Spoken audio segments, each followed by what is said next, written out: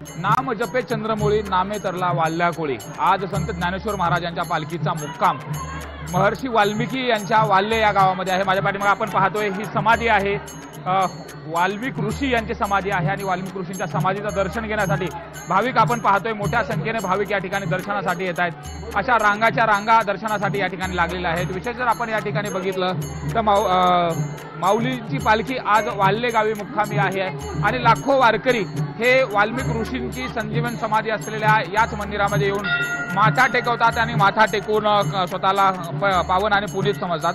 आपण जर समोर पाहिलं तर वाल्मिक ऋषींचा जो इतिहास आहे तो अशा पद्धतीने या ठिकाणी लावलेला आहे। सुरुवातीला वाल्या कोळी हा दरोडेखोर होता, येणाऱ्या जणांना लुटायचा आणि लुटल्यानंतर त्यातून आपला उदरनिर्वाह भागवायचा। मात्र त्यानंतर नारद मुनींची भेट झाली आणि नारद ऋषींची भेट झाल्यानंतर त्यांनी उपदेश केला।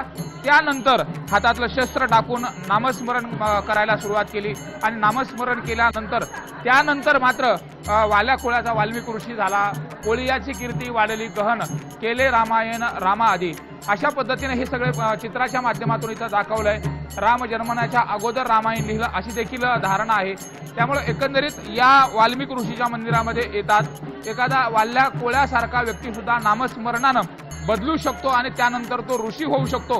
हे जे काही सगळं आहे हे या वाल्मिक ऋषीच्या चरित्रामधून आपल्याला पाहायला मिळतं। त्यामुळे आज इथं प्रत्येक वारकरी येतो आणि वाल्मिक ऋषींच्या समाधीवरती, संजीवन समाधीवरती डोकं ठेवतो आणि मला देखील तशाच पद्धतीने नामस्मरण भक्ती माझ्याकडून घडावी अशी मागणी देखील आज वाल्मिक ऋषी यांच्या चरणी मागितली जाते।